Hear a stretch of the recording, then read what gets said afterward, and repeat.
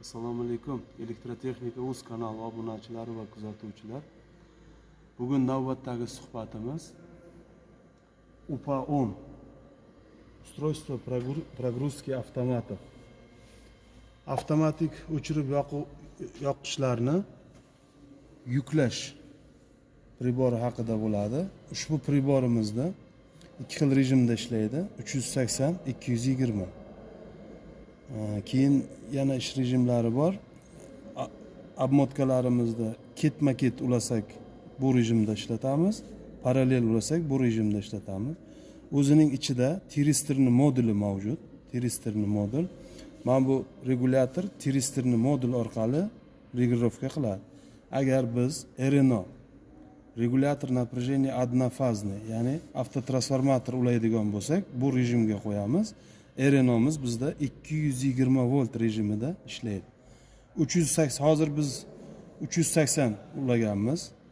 Tiristorni modulimiz yongan 380.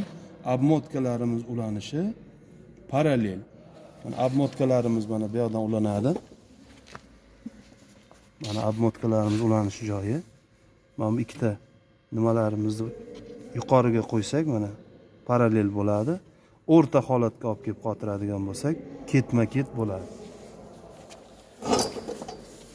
Endi bu priborimizni bevosita ishlash jarayonini sizga ko'rsatib beramiz. Buning uchun oldin avtomatik o'chirib yoqishga kuch kabellarini ulab olishimiz kerak. Mana bitta kabelimizni ulaganmiz. Mana chiqishi bu yoqqa ulaganmiz.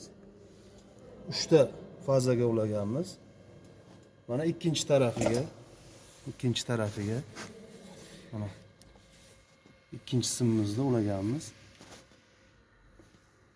Bizning avtomatik выключателimizning nominali 1000 amper. Рассипителimizga qo'yilgan 0.6 nominalning 0.6% va ikkinchi положениyaga qo'yilgan. Biz endi bunga tok kuchi berib ko'ramiz va o'shanda avtomatimizning himoyasi ishlash kerak. Birinchi navbatda UPA'ni qo'shib olamiz. Va tiristorni modul orqali испытание tugmasini bosamiz va tiristorni modul orqali tok berishni boshlaymiz.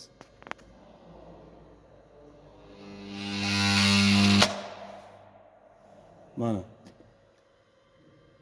950 amperda 0.2 sekundda avtomatimiz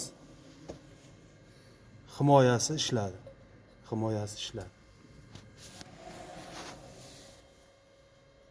Videomiz yoqqan bo'lsa, like bosing va Elektrotexnika uz kanaliga obuna bo'ling va izohlar yozib qoldiring. Sog' bo'linglar.